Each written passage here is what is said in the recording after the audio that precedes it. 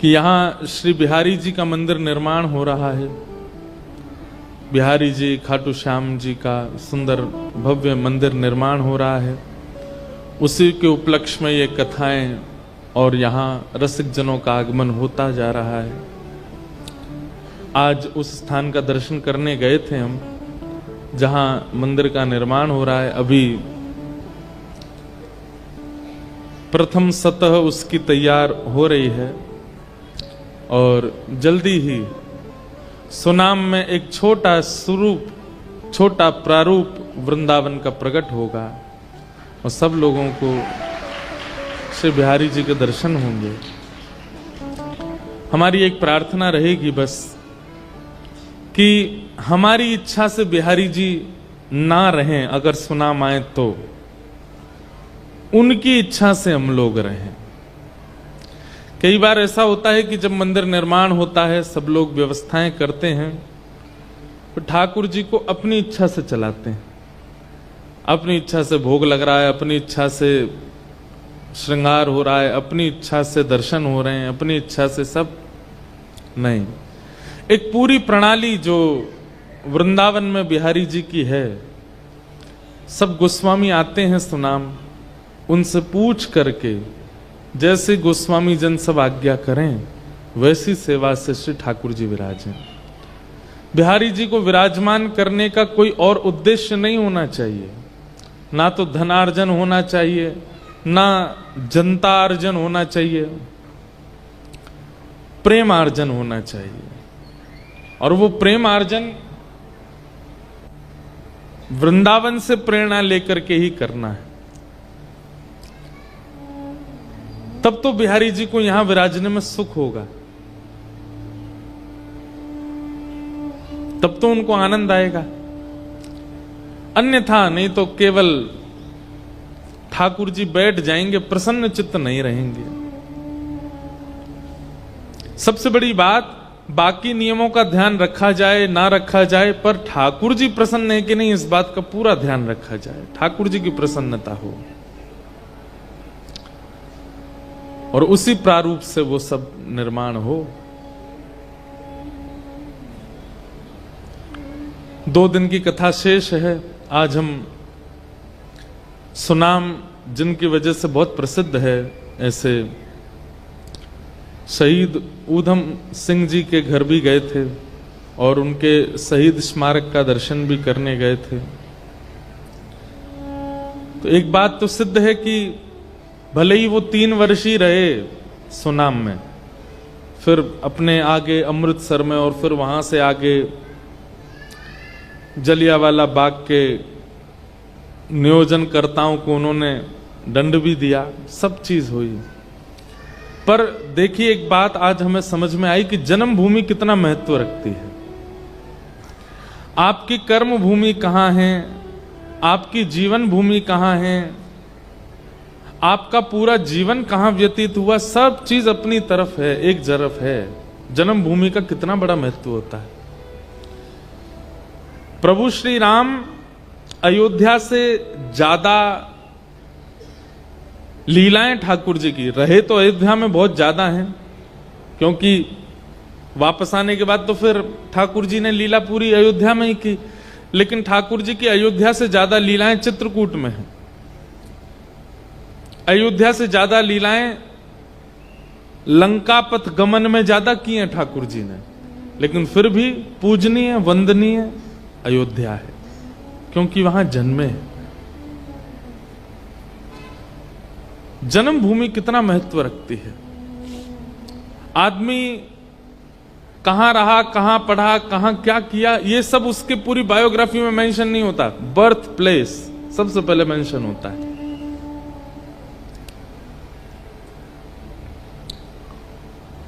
क्यों?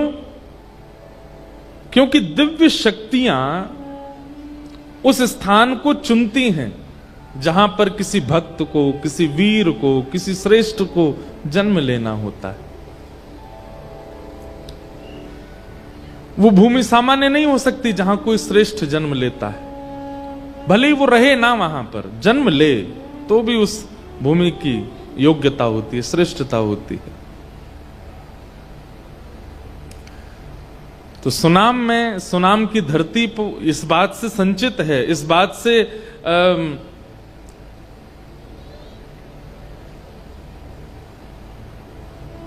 अभिसंचित है कि यहां एक वीर जन्म लेता है, एक देश प्रेमी जन्म लेता है। आम दुनिया में खाए जाते हैं, पर उस आम में मिठास उसकी जन्मभूमि ने डाली है।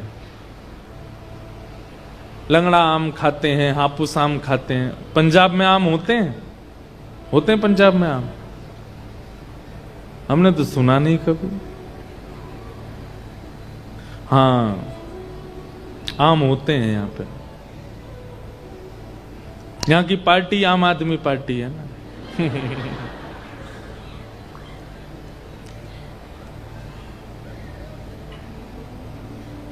तो आम ही होते हैं यहां पे। तो आम पूरी दुनिया में खाए जाते हैं, पर उस आम में मिठास उसकी जन्मभूमि ने दिया है। कई लोग होते हैं वो आम के इतने प्रेमी होते हैं, आम मुंह में जाते ही अरे ये तो महाराष्ट्र के वहां का आम है, इतना मिठास तो वहीं हो सकती है। एक केसरी आम होता है, वो बिल्कुल केसर जैसा होता है, वो गुजरात तरफ में शायद होता है, अब कहां कहां होते हैं पता नहीं। पर उसमें जो योग्यता आई है आम में, आम तो सब है पर उसकी योग्यता उसकी जन्मभूमि से आई है, जहां पर वो प्रकटा, वो वहीं प्रकट हो सकता है और कहीं और नहीं। ठीक वैसे ही ये जो सुनाम की भूमि है, ये देश प्रेम करने वाले को जन्म देती है, इस बात का प्रतीक है ऊधम सिंह जी।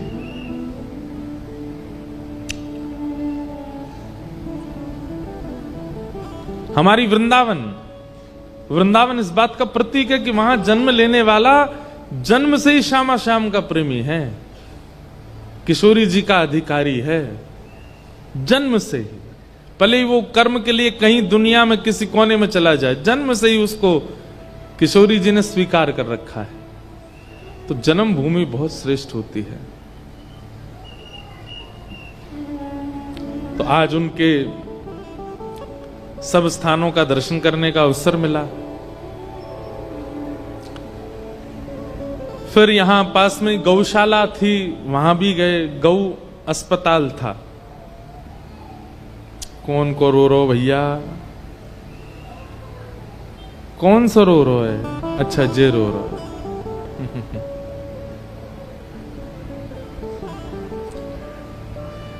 बोलो वृंदावन बिहारी लाल।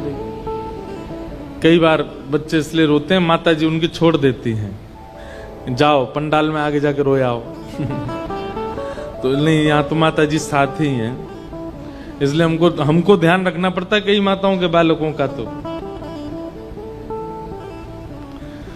तो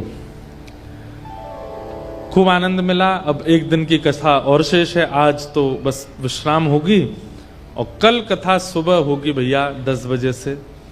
ऐसा मत करना कि आप लोग सोते रह जाओ, जरूर आ जाना। कल कथा विश्राम 1 बजे विश्राम हो जाएगी, उसके बाद फिर हम यहीं से ही प्रस्थान करेंगे आगे। भुसावल महाराष्ट्र में कथा का क्रम है 1 तारीख से, और वहां फिर पंडरीनाथ भगवान के भक्तों के चरित्र के साथ कथा का श्रवण करेंगे। तो आइए अब आज के कथा प्रसंग में हम लोग चलें। ठाकुर जी सब ब्रजवासियों को लेकर के गोवर्धन गए। एक बात प्रमाणित होती, गिरिराज उत्सव से बहुत कुछ प्रमाणित होता है। सबसे पहली बात, वैष्णव का धन का दुरुपयोग ठाकुर जी को अच्छा नहीं लगता। जब हम लोग बहुत ज्यादा धन व्यय करते हैं गलत स्थान पर, तो ठाकुर जी को लगता है इतना धन का व्यय क्यों कर रहे हो। ब्रजवासी सारा धन इकट्ठा करके, अन्न इकट्ठा करके, 56 भोग बना करके इंद्र को लगा रहे थे भोग। ठाकुर जी के मन में आया कि इतना धन का खर्चा कर रहे हैं, और वो भी उस देवता के लिए कर रहे हैं जो भाग्य बदलने की सामर्थ्य नहीं रखता। इंद्र भाग्य नहीं बदल सकता। 33 कोटि देवताओं में भाग्य बदलने की क्षमता नहीं है बंधुओं। भाग्य बदलने की क्षमता तो केवल उन देवों में जिनके नाम में प्रभाव है। इंद्र इंद्र इंद्र इंद्र इंद्र इंद्र इंद्र ये माला में नहीं जपा जाता। चंद्र चंद्र चंद्र चंद्र माला में नहीं जपा जाता। वायु वायु वायु ये माला, इनके नाम वायु नाम जपे नहीं, इनके नाम में सामर्थ्य, ये योग्य हैं, ये देव हैं, इनको वंदन करना चाहिए। पर इनके लिए संपूर्ण अपना व्यय खर्च करके उत्सव करना, ठाकुर जी कहते हैं ये अनौपचारिकता है, ये आवश्यक नहीं है। हम लोग भूल चुके हैं कि किन देवताओं को वंदन करना चाहिए। कई बार अपनी मनोकामनाओं की पूर्ति के लिए हम किसी को भी पूज लेते हैं, किसी को भी वंदन कर लेते हैं, किसी को भी प्रणाम कर लेते हैं, किसी के सामने ही सिर झुका देते हैं, समर्पित हो जाते हैं। ठाकुर जी को उस समय बहुत पीड़ा होती है। अरे नेक भरोसा रख भैया, नेक डट जा, नेक नेक। अब जैसे बालक रोता है, क्यों? भूख लगी है, तो मां थोड़ी देर उसको रोने देती है। ठीक है, अब मैं जाऊंगी, जाकर के दूध गर्म करूंगी, गिलास में भरूंगी, तभी तो पिलाऊंगी। अब बालक को यह नहीं पता होता कि इतनी देर लगती, उसको लगता है मुझे दे क्यों नहीं रही है। मां कहती भाई थोड़ी देर तो रुक, दूध गर्म करूं, थोड़ा फिर ठंडा करूं, उसमें चीनी मिलाऊं, फिर तो पिलाऊंगी। लेकिन बालक अबोध होता है, वो रोता है, कई बार चीजें फेंकता है, मुझे दूध चाहिए, अभी लाके दो। तो मां क्या कहती है? रोता रहे थोड़ी देर, अब ये तो पागल है, इसको क्या समझाऊं मैं, छोटा बालक है। मां गई तो उसके लिए सामग्री लेने ही है, लेकिन वो बालक इतनी देर में विचलित हो जाता है। ठीक वैसे ही हम लोग हैं। हम लोग ठाकुर जी के सन्मुख जीवन जी रहे हैं। जब कोई कामना करते हैं जीवन में या किसी वस्तु की आवश्यकता होती है, ठाकुर जी कहते हैं नेक डट जा, नेक धैर्य रख, आ रही है, सही समय आएगा, वो वस्तु आएगी। पर हम लोग इतने विचलित हो जाते हैं, अरे भैया ये यहाँ इन देवता से काम ही नहीं चल रहा हमारा, कोई और बताओ। वहां पीपल का पेड़ है, उस पर ऐसे नारियल बांध आओ, ठीक है, यहां से भी काम नहीं बना। हरियाणा में एक पीर बाबा है, उन पर ऐसे करे आओ, यहाँ पे भी काम नहीं बना। वहां जाओ, वहां मदिरा पिलाया देवता को उससे काम बन जाएगा, वहां पे भी काम नहीं बनना। वहां तेल चढ़ाया हो। अब होता क्या है, इतने सारे देवताओं को आपने बोल दिया कि हमारा काम बनवाओ, एंड में जाकर के खिचड़ी बन जाती है, कोई काम नहीं होता। इसलिए भैया एक के रहिए सदा, फिर चाहे जीवन में कैसी भी स्थिति आ जाए, त्याग मत कीजिए उनका, उन पर विश्वास कीजिए, वो सब मंगल करेंगे। अन्य देवों का हमारे द्वारा किया गया यजन ठाकुर जी को पीड़ा देता है कि भाई ये सब देवता अपने अपने कार्यों में लगे हैं। जैसे राष्ट्रपति भवन में अकेले राष्ट्रपति थोड़ी रहते हैं, बहुत सारे लोग रहते हैं। किसी को काम दिया गया तुमको ये संभालना है, किसी को मौसम विभाग की जानकारी के लिए रखा गया, किसी को पर्यटन विभाग की जानकारी के लिए रखा गया, किसी को अन्य अन्य कार्यों के लिए, कोई प्रोटोकॉल के लिए है, कोई सिक्योरिटी के लिए, कोई, इतने सारे लोग रहते हैं राष्ट्रपति भवन में। अब हमें एंट्री तो मिल गई राष्ट्रपति भवन में, अब हम क्या कर रहे हैं, राष्ट्रपति को छोड़ बाकी सबको, भैया ये लो तुम्हारे लिए चॉकलेट लेके आए हैं, ले तुम्हारे लिए 10,000 रुपए की ये घड़ी लेके आए हैं तुम्हारे लिए। मतलब जब राष्ट्रपति से सीधा तुम्हारा संपर्क हो सकता है तो तुम बाकियों को क्यों मनाने में लगे हो? ये हमारी अबोध बुद्धि है।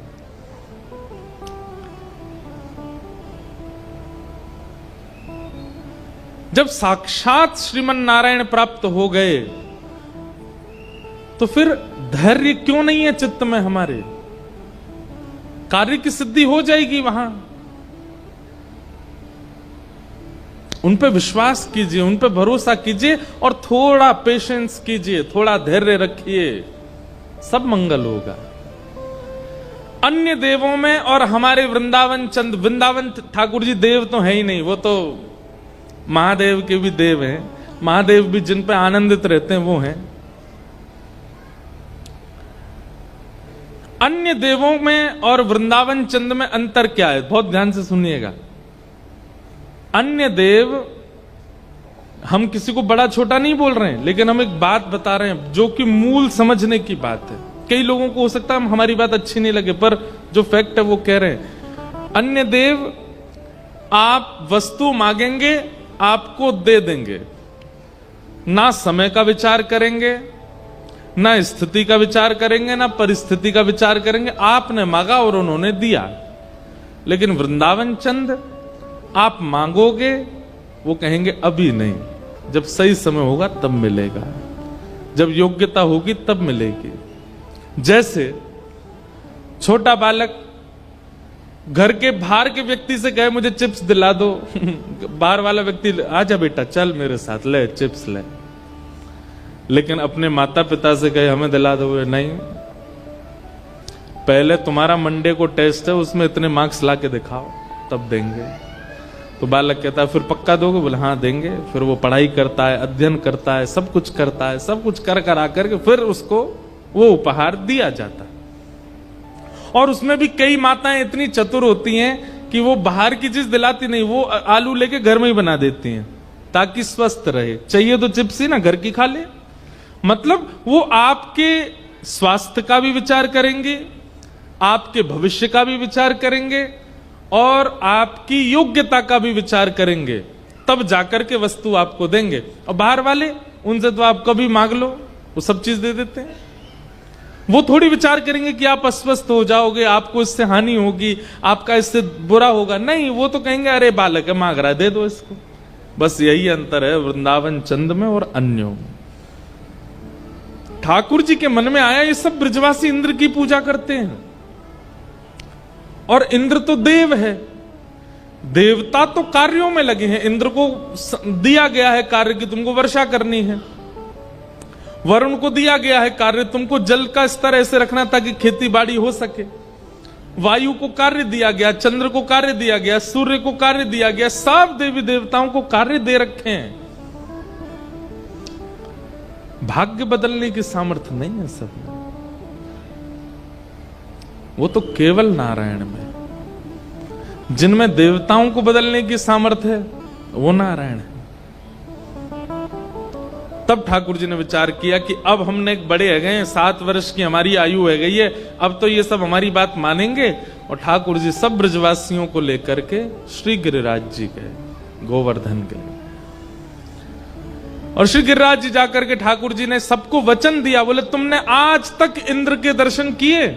बोले नहीं। बोले मैं वचन दे रहा हूं 56 भोग लगाओ, परिक्रमा करो, प्रणाम करो, वंदन करो, श्री गिरिराज बाबा प्रकट है के दर्शन देंगे। सब ब्रजवासी परिक्रमा करे, 56 भोग लगाए, और सब बोले लाला तेने कही गिरिराज बाबा दर्शन देंगे, कहाँ है? बोले प्रणाम तो करो। सब ने प्रणाम करके वंदन कियो, और जैसे ही नेत्र खोल करके देखे तो श्री गिरिराज पर्वत के ऊपर 4 भुजा वाले श्री गोवर्धन नाथ प्रकट हो गए।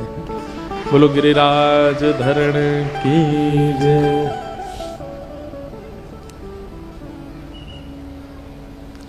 दर्शन हुए। सब ब्रजवासी बोले लाला बूढ़े है गए भाई, इंद्र की पूजा करते करते कभी दर्शन नहीं दिए माने। तेरो गिरिराज बाबा कैसो सीध हो, एक बार की हमारी सेवा ते प्रसन्न है कि देख दर्शन दे रो है। ठाकुर जी बोले अब देरी मत करो, जल्दी तो पूजन करो, और जितनो 56 भोग लाए सब भोग लगाओ अपने हाथन से।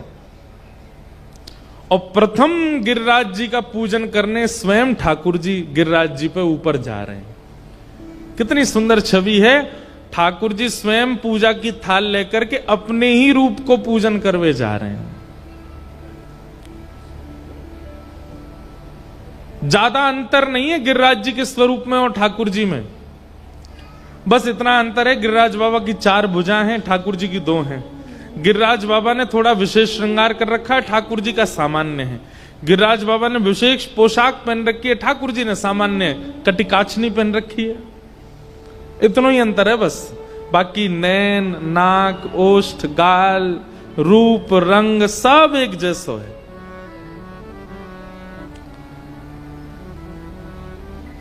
मधुमंगल श्रीदामा तन सुखा मन सुखा सबरे ठाकुर जी के सखा गए। बोले लाला देवता तो बड़ा जोर को लग रहा है। ठाकुर जी बोले दूर ते दर्शन कर लियो, और मोते जैसे दारी को बोल दे इनते मत बोल दियो।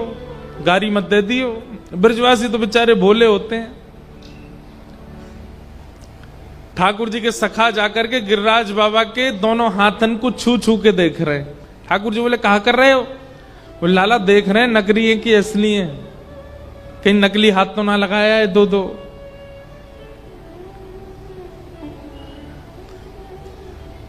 सीधाम बोलो बोले लाला एक बात बता। बोले कहा जी गिरिराज बाबा को मोह तोते बहुत मिले। ब्रजभाषा समझ रहे हैं आप लोग? सीधाम बोलो बोले लाला जी गिरिराज बाबा की शकल को हमारी ब्रजभाषा में के मोह कहा के मोह मुंह को बोलते मोह। लाला जी गिरिराज बाबा को मोह तोते बहुत मिल रहा है। देखिए तेरे जैसी आंखें, तेरे जैसे नाक, सब कुछ तेरे जैसा ही है। कृष्ण बोले तू ना जाने मैं अपनी गैया चरावे यहीं आऊं ना गिरिराज जी पे, तो मेरी गैया को दूध पहले गिरिराज बाबा पीवे, फिर घर जाके मैं पी लूं। एक एक गैया को दूध पीवे थे, हम दोनों एक जैसे हैं। सीधाम बोलो जे कोई बात है लाला, गैया को दूध पीवे तो कोई शक्ल मिले? क्यों तेरी बहन और तेरी शक्ल ना मिले? बोले हम भी मिले तो क्यों, तुमने अपनी मैया को दूध पियो या हमारे तुम दोनों उनकी चेहरा मिले। और कोई भी बहन भैया देख ले, कछु चीज तो उनकी मिले, कोई के कान मिले, कोई की आंख मिले, कोई की नाक मिले। एक ही मैया के बालकन के चेहरा काहे को मिले? क्योंकि मैया को दूध पी में एक ही मैया को दूध पियो। ऐसे एक ही गैया को दूध पीवे की वजह से हमारो चेहरा मिले। मधुमंगल बोला हाँ लाला बात तो सही कह रहा हो, बिल्कुल यही मारे तेरो चेहरा मिले गिरिराज जी ते। सीधाम बोलो लाला एक बात बता, दूध तो बछड़ा भी पीवे और वही दूध है हम पी जाएं। जी बछड़ा आज तक हमारे जैसो का गुना भयो। ठाकुर जी बोले अब या को तर ना दे रो मैं, या के काजे तो बहुत बहुत मेधावी बुद्धि वारो बनना पड़ेगा। अब ही तू बालक है न बड़ा है जा फिर बताऊंगा, जबकि श्रीधाम ठाकुर जी से बड़ा उम्र में। लेकिन इतने भोले हैं श्री सब ब्रजवासी, ठाकुर जी की बात मान जाते हैं। सब ब्रजवासियों ने अपने अपने घर की सामग्री अपने हाथन से जाके गिरिराज जी को पवाई, और श्री गिरिराज जी स्वयं मुंह खोल करके सबके हाथ से प्रसाद पा रहे। ब्रजवासियों के नेत्र सजल हो गए प्रेम से। वो लाला तेरी बार बार दंडौत है, तेने आज असली देवता को दर्शन कराए दियो हमें। और सब ब्रजवासी श्री गिरिराज जी की तलहटी को अंक में भर करके सब बार बार प्रणाम कर रहे हैं। आज मानो सब ब्रजवासियों को उनके जीवन का साफल्य प्राप्त हो गया। बंधुओं अब देखो इस लीला के पीछे एक घटना और है। ठाकुर जी स्वयं परमात्मा हैं, लेकिन ब्रजवासी इतना प्रेम करते हैं, इतना प्रेम करते हैं कि ठाकुर जी कितना भी कुछ कर लें, ये कभी भाव इनके चित्त में आएगा ही नहीं कि ये परमात्मा है। अभी तक भगवान ने अघासुर, बकासुर, धेनुकासुर, पूतना, कालिया नाग सब मार दिए इनके सामने, फिर भी ब्रजवासियों को यह विश्वास नहीं है कि ये परमात्मा है। क्यों? प्रेम जहां बहुत अतीत में होता है वहां प्रभुता दिखाई नहीं देती। ब्रजवासियों को नहीं लगता कि लाला परमात्मा है। और इसी कारण से ये सब ब्रजवासी ठाकुर जी को प्रणाम नहीं करते, ठाकुर जी को वंदन नहीं करते, बस देखते हैं, प्रेम करते हैं, बस इतना ही है।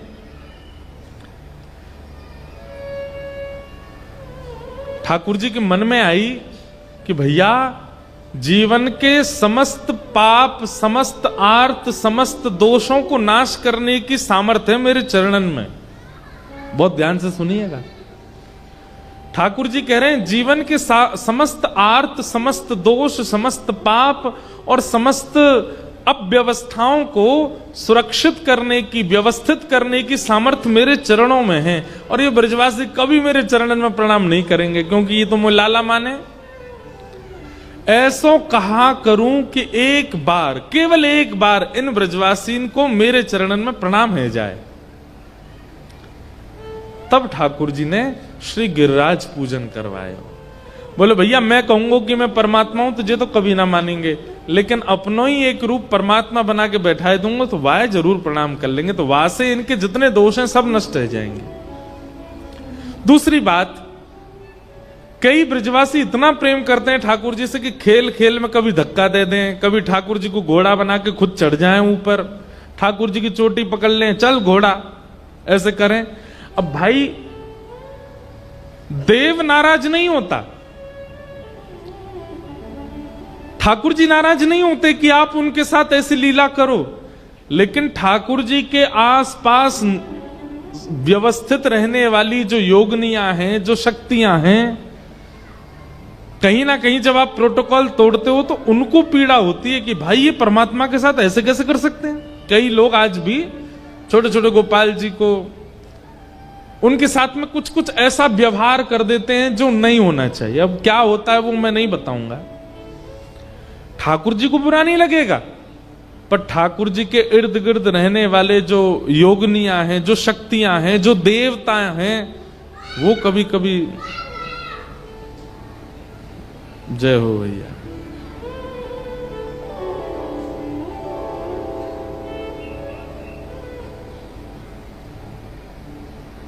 क्या बता रहा था मैं? हाँ, उन्हें पीड़ा होती है और वो यदि दुखी हो जाते हैं तो वो कई बार दंड दे देते हैं। इसलिए ठाकुर जी ने विचार किया कि ब्रजवासी इतनी सहज लीला मेरे साथ करते हैं, कहीं देवियों को, देवताओं को, शक्तियों को, योगनियों को कहीं कष्ट ना हो जाए और वो कहीं इन पर कोई पीड़ा इनको ना दे दें, इसके लिए एक बार इनसे अपने चरणों में वंदन करवा लें। है तो परमात्मा। एक राजा थे, ध्यान से सुनना, उनके एक गुरुजी थे। वो गुरुजी नित्य आते थे राजा को प्रणाम करने और राजा की ही आज्ञा गुरुजी मानते थे, गुरुजी की ही आज्ञा राजा मानता था।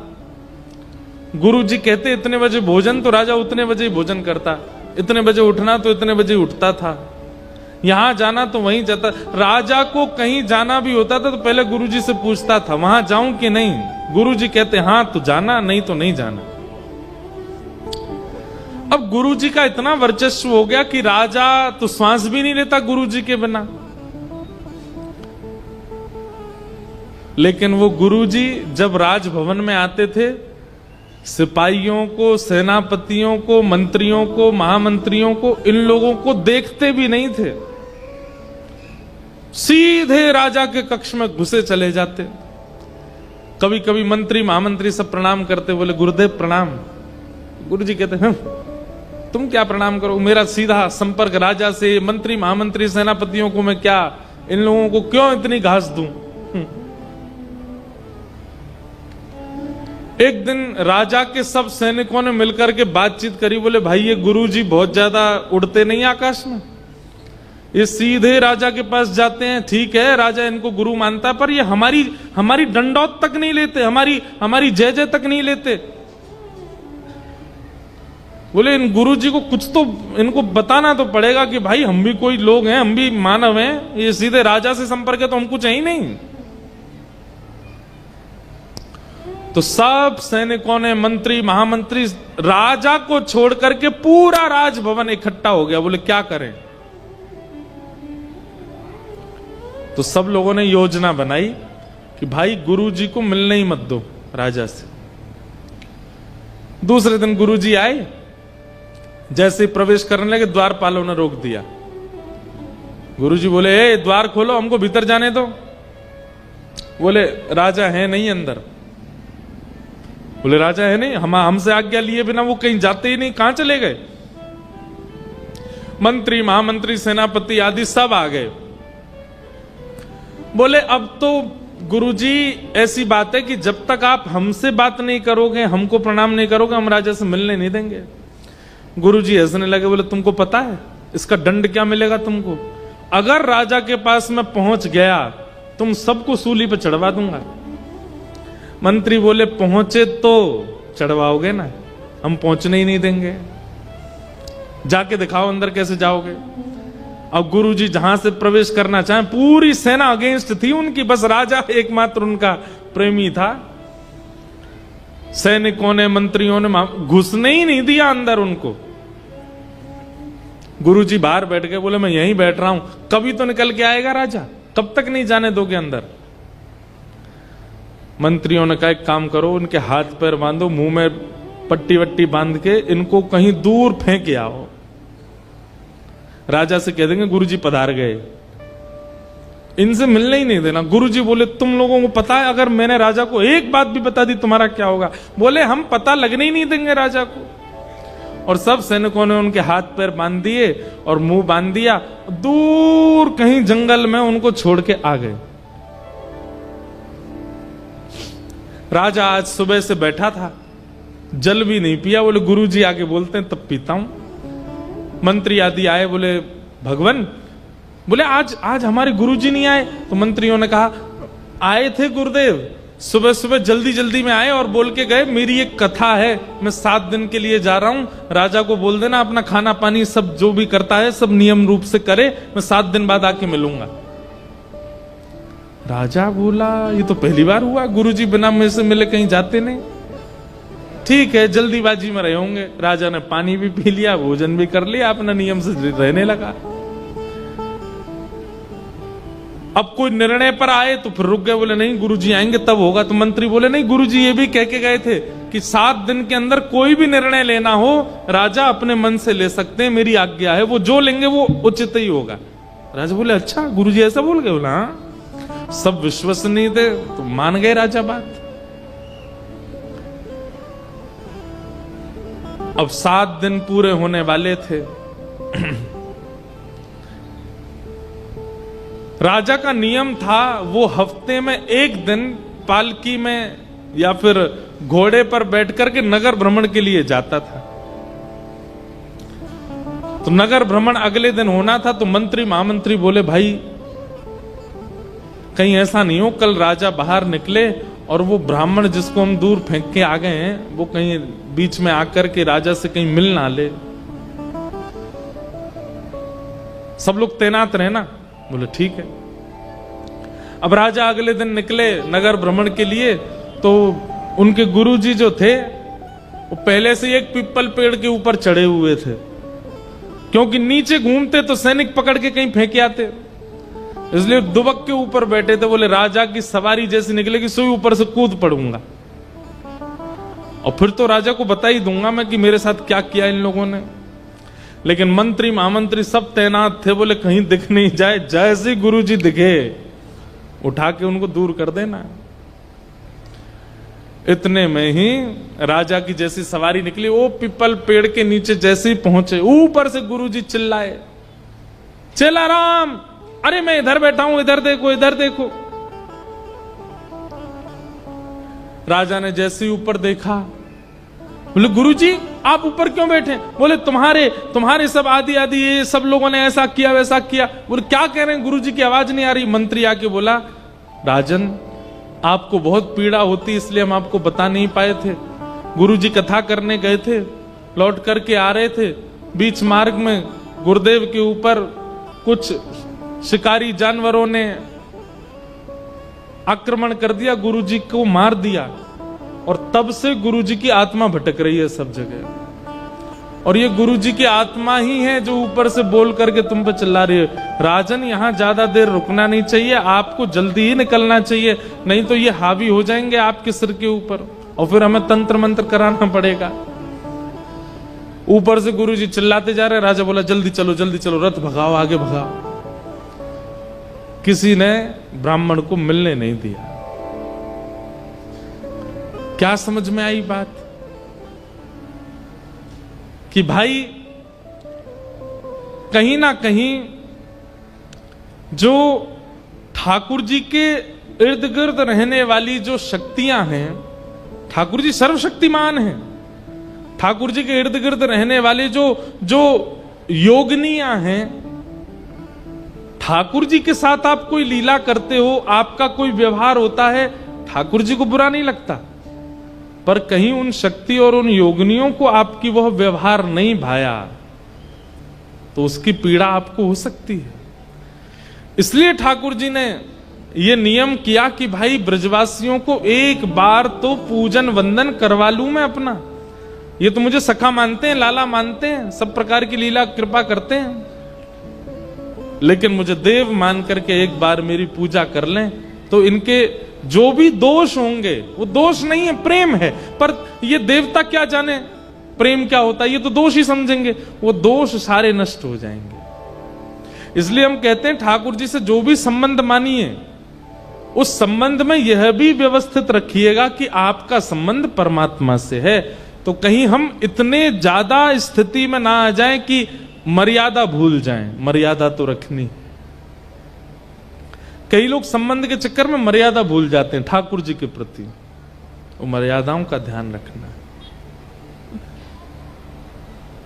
गोवर्धन पूजन कराया, इंद्र को पता चला मेरी पूजा बंद हो गई। इंद्र ने आकाश में मेघमालाओं को भेज दिया कि ब्रज में इतनी वर्षा करो कि पूरा ब्रजमंडल डूब जाए।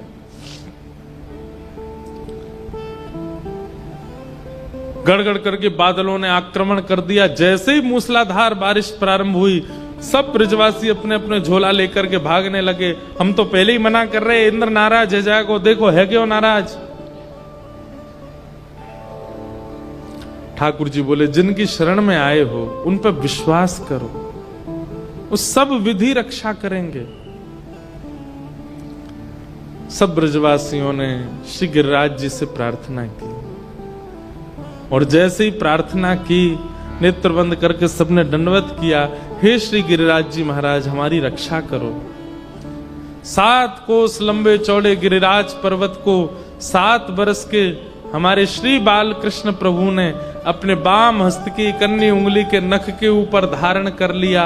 सब ब्रजवासियों ने जैसे ही नेत्र खोल करके देखे, ठाकुर जी बोले जल्दी आ जाओ, सबरे नीचे आगे खड़े हो जाओ, गिरिराज जी की शरण में आ जाओ, इंद्र कछु ना कर पाएगो।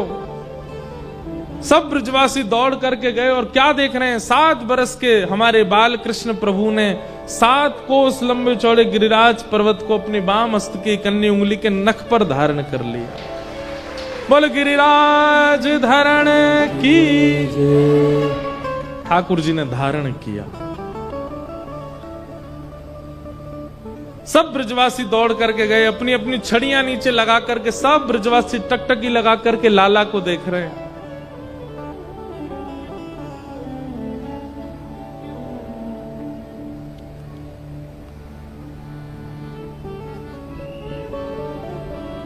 अद्भुत स्वरूप है।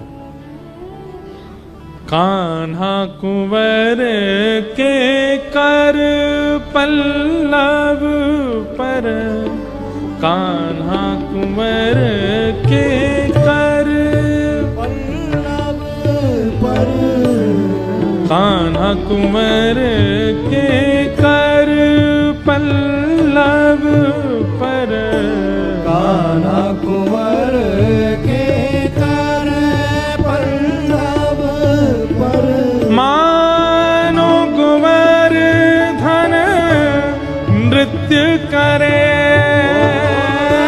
मानो कुंवर धन नृत्य करे, मानो कुंवर धन नृत्य करे,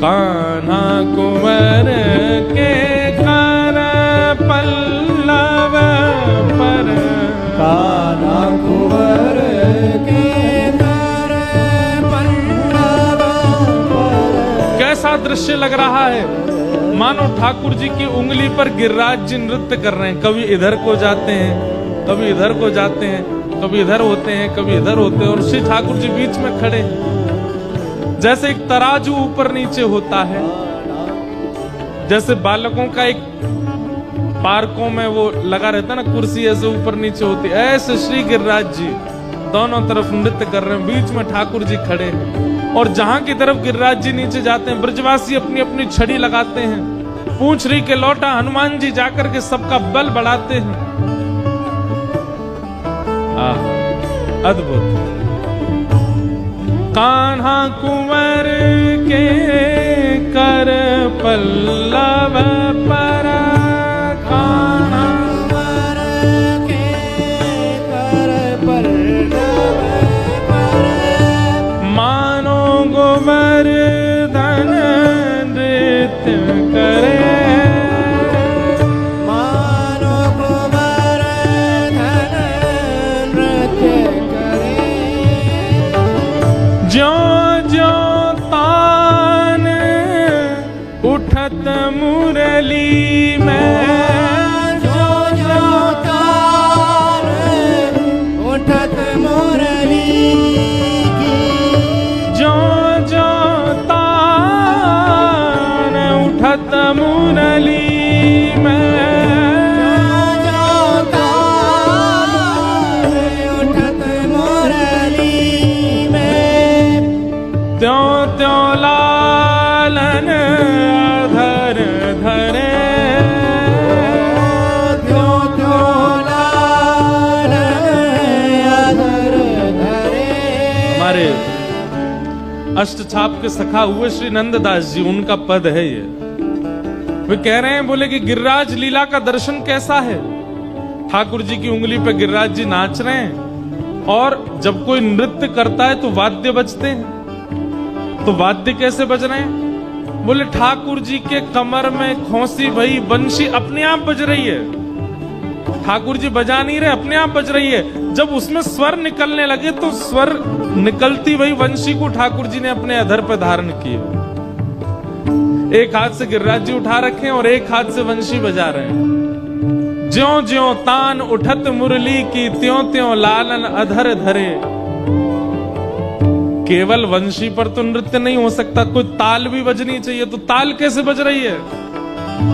इंद्र ने जो वर्षा की है उससे मेघमाला गरज रही हैं, और वो उनकी गरजाहट ऐसी हो रही है जैसे मानो ताल बज रही हो।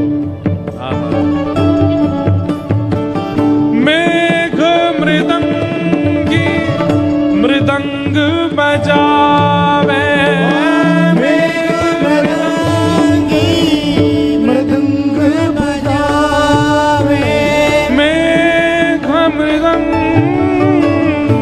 मृदंग बजावे, मेघ मृदंगी मृदंग बजावे, दामिनी दम के मानो दीप जले,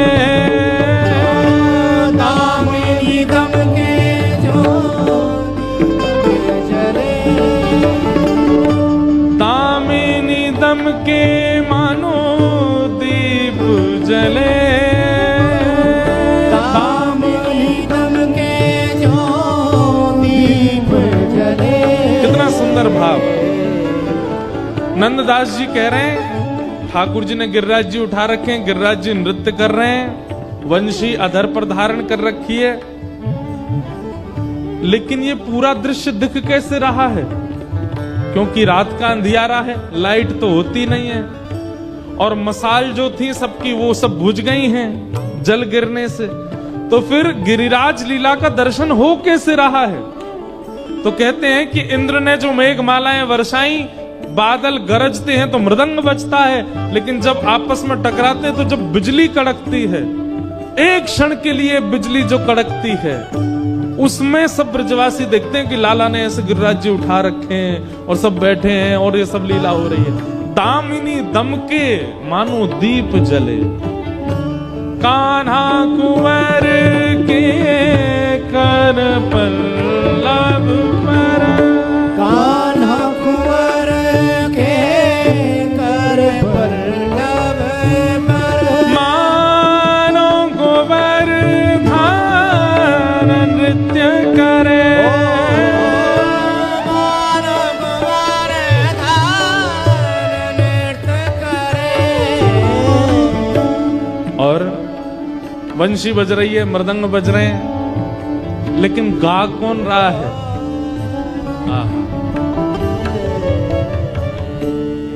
ग्वाल ताल दैनी को गावे, ग्वाल ताल दैनी को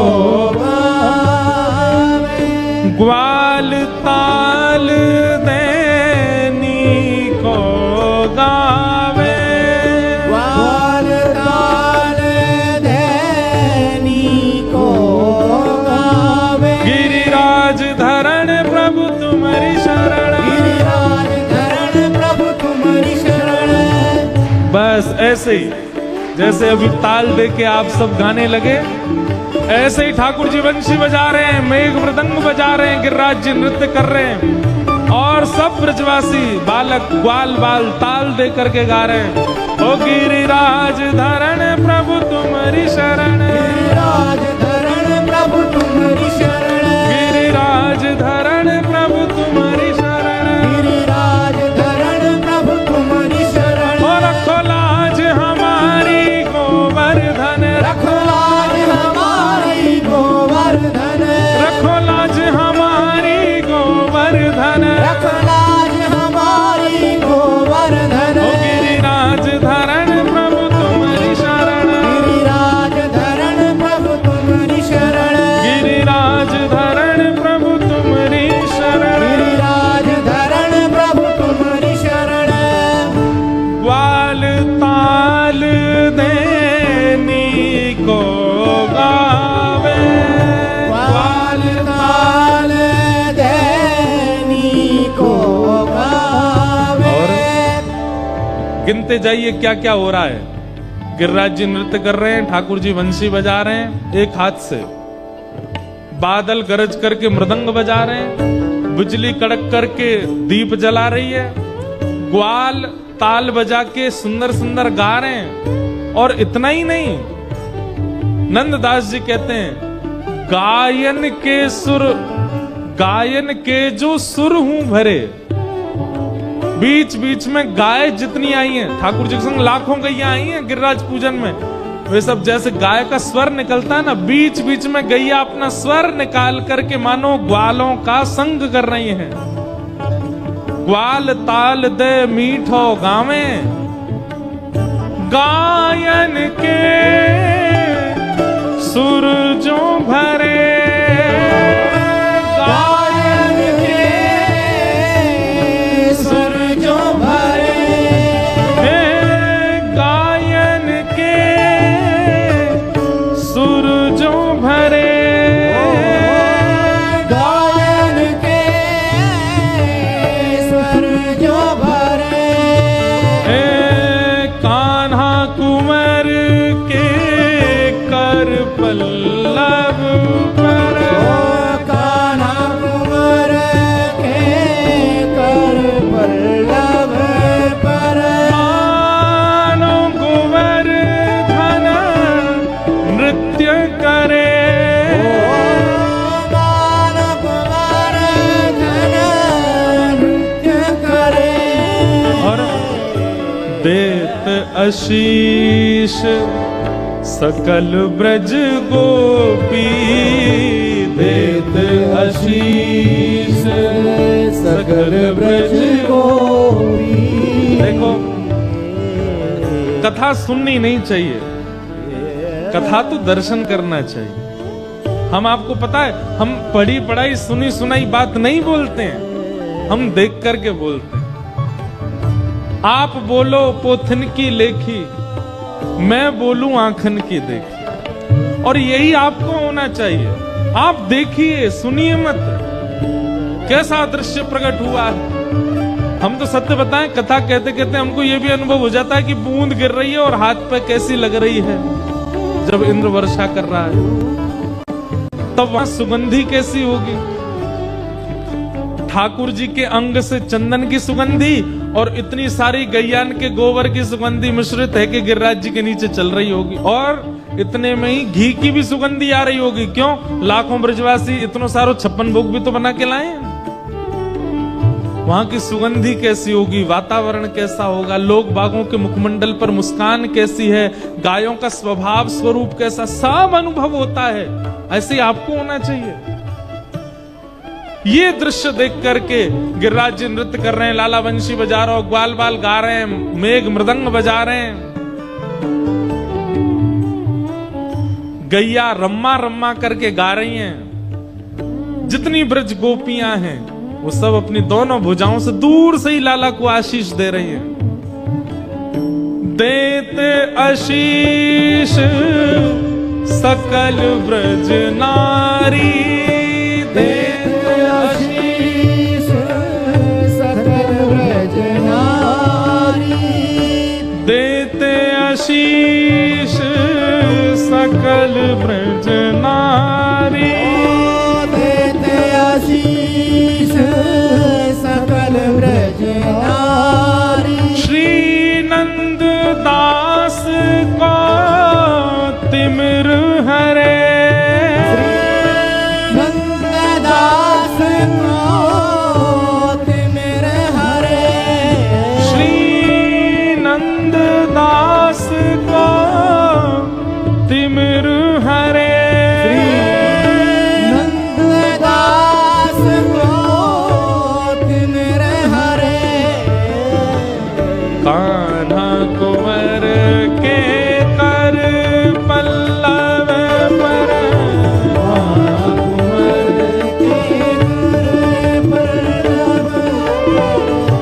मानो गोवर्धन नृत्य करे।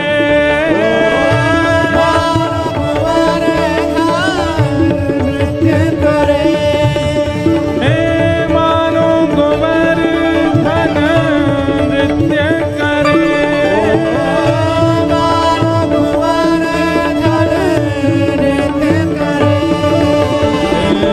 कान्हा कुंवर के कर पल्लव पर। कान्हा कुंवर के कर। कान्हा कुंवर के। कान्हा कुंवर के कर पल्लव पर। श्री गिरिराज धरण की। बताओ कैसे हम गा रहे हैं, कथा कर रहे हैं, शक्ति हमारी क्षीण होनी चाहिए, लेकिन आपकी जय कमजोर होती है। बोल गिरिराज धरण की। ठाकुर जी ने गिरिराज जी उठा लिए। सब ब्रजवासी अपनी अपनी छड़ी लगा खड़े हैं। ठाकुर जी बोले भैया एक बात बताओ। बोले हाँ। तुमने अपनी छड़ी काहे को लगा रखी है? लाला हम छड़ी हटा देंगे तो गिरिराज जी नीचे आ जाएंगे। बोले और मेरी उंगली? बोले तैने जबरदस्ती लगा रखी, तू हटा ले अपनी उंगली, ये हमारी छड़ी इन पर टिक जाएंगे गिरिराज जी। ठाकुर जी बोले 21 किलोमीटर लंबे चौड़े ऊंचे गिरिराज जी तुम्हारी छड़ी इन पर टिकेंगे? तू क्या सोच रहा हो, तेरी उंगली पर टिक रहे हैं?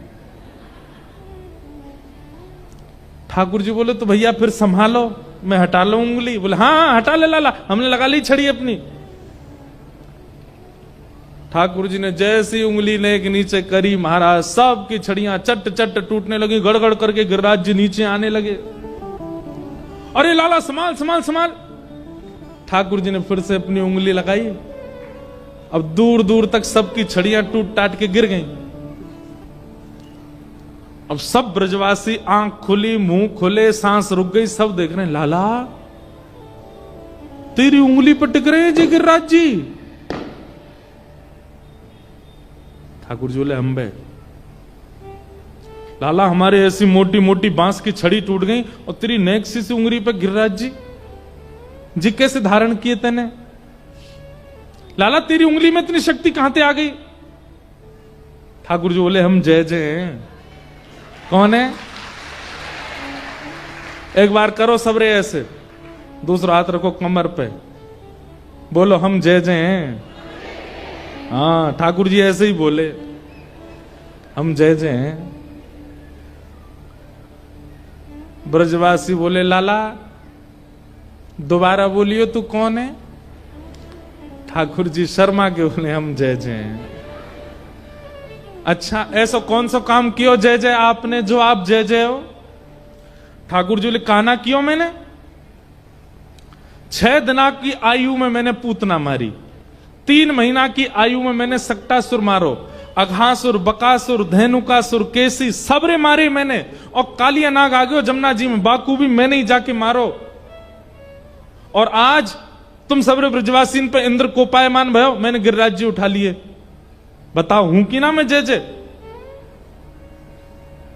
ठाकुर बोले बस बस बस बस बस बस बस कर लाला, मारी तेने पूतना। ठाकुर जी बोले तो कौन ने मारी? बोले तेने ना मारी, वास्तव में सबरे मरे मराए आए, मरे मराए इनमें हाथ धर के कह दे मैंने मारे। ठाकुर जी बोले ये कोई बात है, ये कोई तुक है तुम्हारो, मरे मराए कौन सो आयो। ब्रजवासी बोले लाला जा ब्रज में आवे के काजे बहुत पुण्य करने पड़े, क्योंकि बहुत पुण्य होंगे तभी ब्रज में घूम सको। अब ये सबरे राक्षस बिना पुण्य किए ब्रज में घुस गए, तो इन सबन के जो थोड़े बहुत पुण्य वो छीण हेन लगे। और जैसे ही ये सबरे तेरे पास पहुंचे, तेरे पास आते आते इन सबन के पुण्य है गए शून्य, और जैसे शून्य भय इनके प्राण निकर गए, और वही समय प्राण निकरती तेने छू दिए, यूं के मैंने मारे। ठाकुर जी बोले मतलब तुमने इतनी बड़ी कथा बना ली ये सिद्ध करने के लिए कि मैंने नहीं मारे।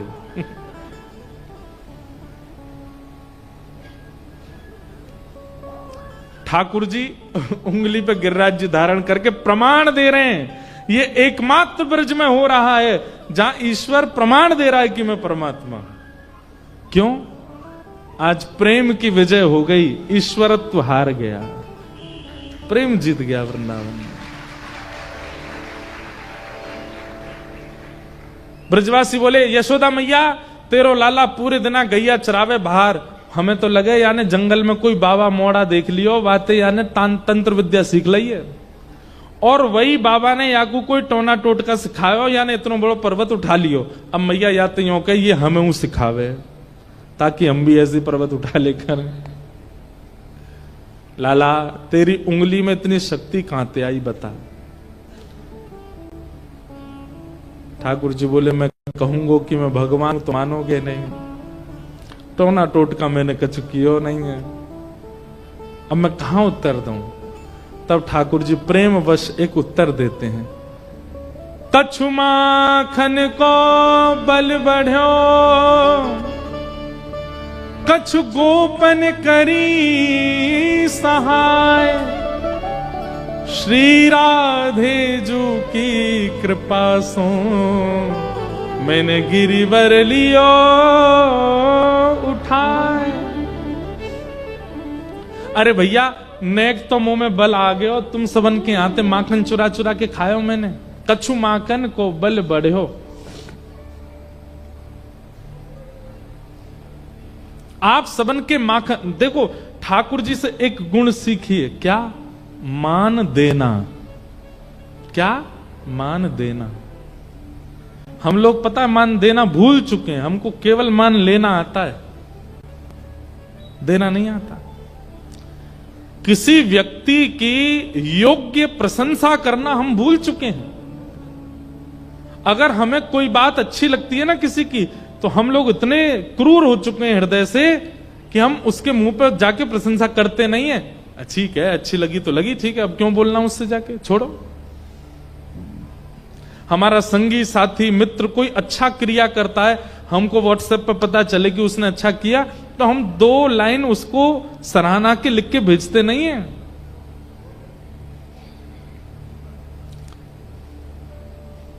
हम लोगों को मान देना नहीं आता, और ठाकुर जी केवल मान देना जानते। ठाकुर जी ने गिरिराज जी धारण कैसे किए इसका पूरा श्रेय ब्रजवासियों को दे दिया। ठाकुर जी कहते हैं भैया मैंने यही मारे तुम सबन के घर, मैं अकेलो अपने घर को माखन खातो, मुंह में इतना बल नहीं आतो, मैंने या गोपी के घर को भी खायो, वा के घर को भी खायो, वा के घर को भी खायो, तुम सब गोपी ने इतना श्रम करके मक्खन निकारो, वहां से मुंह में ताकत आई, मैंने गिरिराज जी उठा लिए। पहली बात। दूसरी बात, कछु गोपन करी सहाय, बोले नेक माखन के बलते तो मैंने गिरिराज जी उठाए, और फिर आप सब गोप ग्वालन ने मेरी सहायता करी। बोले हमने कहा क्यों लाला? बोले तुम सबरे टकटकी लगा के मेरी उंगली की तरफ देख रहे, और बिना पलक झपकाए जब मेरी उंगली की तरफ देख रहे, तो तुम सबन की शक्ति निकल के मेरी उंगली में आ गई और मैंने गिरिराज जी उठा लिए। ताली क्यों बजा रहे हो आप? एक बात सुनो, एक बात सपोज करो वहां ब्रजवासी नहीं होते, आप और मैं होते, और हमसे ठाकुर जी ये बोलते भैया तुम सबने टकटक लगा करके मेरे उंगली की तरफ देखी या हमारे मुंह में शक्ति आ गई, हम मानते इस बात को? हम कहे ठाकुर जी लॉजिकल बात करो थोड़ी, हैं? आंखों से देखने से कोई शक्ति चली जाती है? लेकिन ब्रजवासी इतने भोले हैं, इतने सीधे हैं। 2-4 ब्रजवासी बोले तभी तो हम कहें हम में कमजोरी क्यों आ गई है आजकल, हमारी सबरी शक्ति निकल के चली गई है लाला की उंगली में। ब्रजवासी बोले हम बे लाला कल चलते चलते हाँफ रहो। मैंने कि मैं तो कभी हाँफू ना, मुंह तो कभी थकान होवे ना, अब तो चली तू हमारी शक्ति चुरा लेगा। हाँ भैया तुम सबरे जितने ब्रजवासी खड़े हो सबकी शक्ति आ गई मेरी उंगली में। अरे लाला बनो रे राजी। हाँ भाई, ए भाई 56 भोग खोलो, प्रेम से पाओ। नंद बाबा बोले अरे लाला बेचारो खड़ो है उंगली पे धारण कर, तुम सब 56 भोग पाओगे? बाबा हम 56 भोग पाएंगे, हम में शक्ति अंदर जावेगी, फिर हम लाला को देख लेंगे, हमारी शक्ति फिर चली जाएगी लाला में। अब प्रेम में लॉजिक नहीं होता, और जहां लॉजिक हो वहां प्रेम नहीं होता। प्रेम में तो सरलता होती है, सहजता होती है, भोलापन होता है, सीधापन होता है। वो ब्रजवासी वैसे हैं। और भैया माखन के बलते ग्वालन के बल से अंतिम बल मुंह में कौन सा आयो? श्री राधे जू की कृपा सो मैंने गिरिवर लियो उठा। ये किशोरी जी की कृपा है, ये वृषभानु नंदिनी की कृपा है, उनकी कृपा से मैंने गिरिराज जी उठा लिए। क्यों? क्योंकि जिस शिला पर ठाकुर जी खड़े थे अपनी उंगली पर गिरिराज जी धारण करके, ठीक वही शिला पर पीछे किशोरी जी बैठी हैं और केवल भ्रगुटी टेढ़ी करके अपलक नेत्रन से गिरिराज जी को देख रही हैं। भैया रहस्य की बात तो यह है, लाला ने तो उंगली लगा रखी है, किशोरी जी ने तो केवल अपनी दृष्टि पे ही गिरिराज जी उठा रखे हैं। दोनों की कृपा सो गिरिराज जी धारण भये हैं आज। श्री राधे जू की कृपा सो मैंने गिरिवर लियो उठा। इसका विस्तार अगर मैं करूं ना तो बहुत लंबा समय जाएगा। ठाकुर जी की आह्लादनी शक्ति है। भगवान ने जितनी भी लीलाएं ब्रजमंडल में करी हैं, हर लीला में किशोरी जी पास ही प्रकट रूप से दिखी नहीं है, प्रकट रूप से उनका वाक्य नहीं कहा गया, परंतु हर लीला में श्री किशोरी जी साथ ही खड़ी।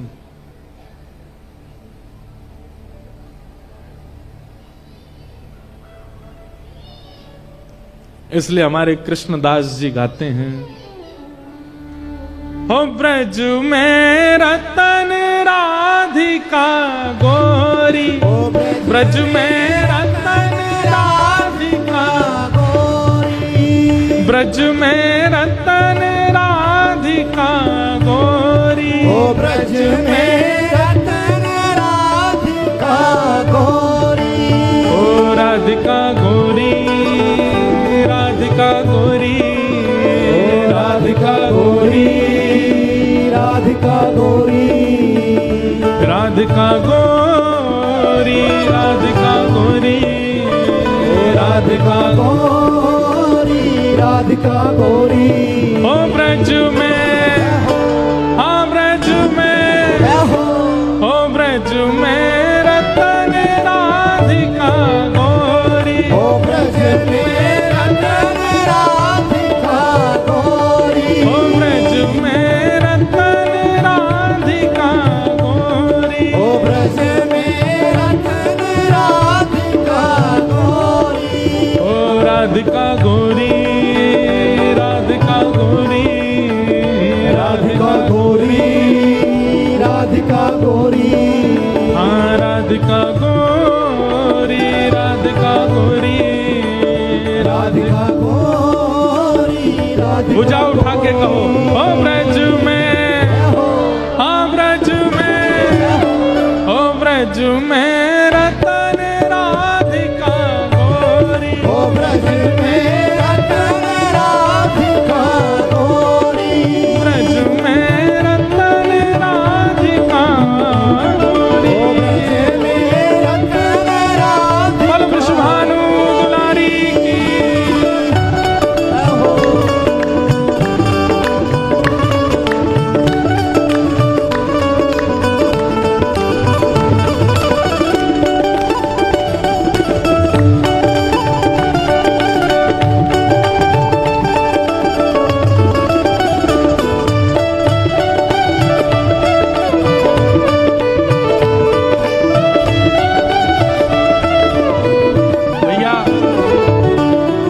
ब्रज में जो भी रतन है सबको चुरावे की जिम्मेवारी हमारे लाला की है, तो फिर किशोरी जी कैसे बचें? इसलिए हमारे श्री नंददास जी कहते हैं, हर लीनी वृषभानु भवन ते, हर लीनी वृषभानु भवन ते, हर लीनी वृषभानु भवन ते, हर लीनी वृषभानु भवन, हे वृषभानु भवन, वृषभानु भवन ते, वृषभानु भवन ते, वृषभानु भवन ते, हर लीनी वृषभानु भवन ते, हर लीनी वृषभानु भवन ते, नंद सुवन की जोड़ी,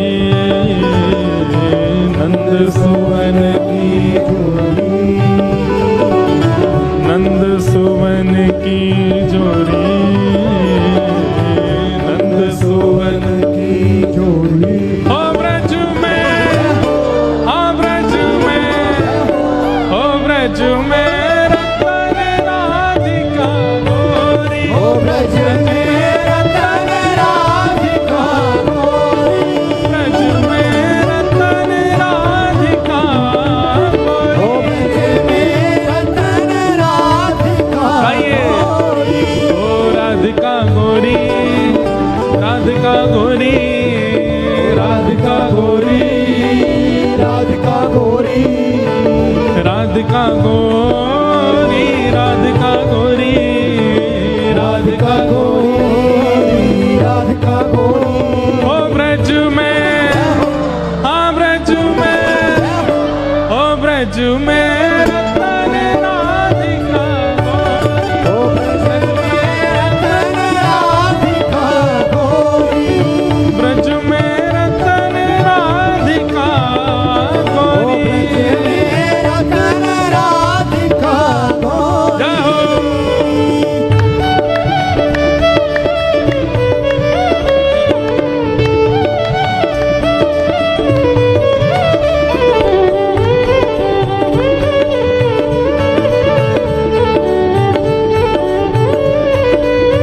पल बरसाने वाली के,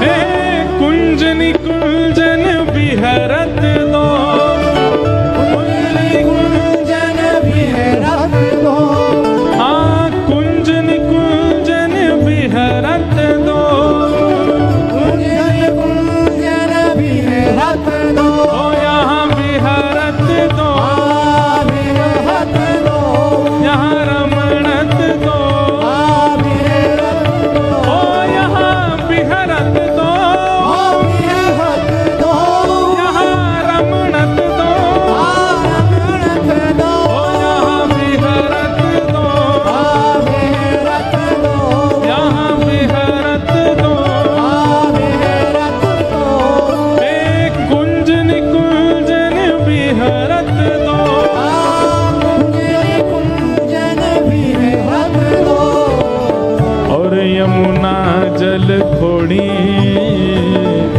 और यमुना जल खोड़ी, ओ कृष्णदास प्रभु गिरधर नागर, कृष्णदास प्रभु गिरधर नागर, हाँ कृष्णदास प्रभु गिरधर नागर, कृष्णदास प्रभु गिरधर नागर, और नागर नवल किशोरी, नागर नवल किशोरी, हाँ नागरी नवल किशोरी, नागरी नवल किशोरी, ओ ब्रज में, हाँ ब्रज में, ओ ब्रज में रतन राधिका गोरी, ओ ब्रज में रतन राधिका गोरी, सब ते सुघड़ राधिका गोरी, ओ सब ते सुमन राधिका गोरी, ओ राधिका गोरी, राधिका गोरी, राधिका राधिका गोरी, राधिका गोरी, मोरी राधिका भोरी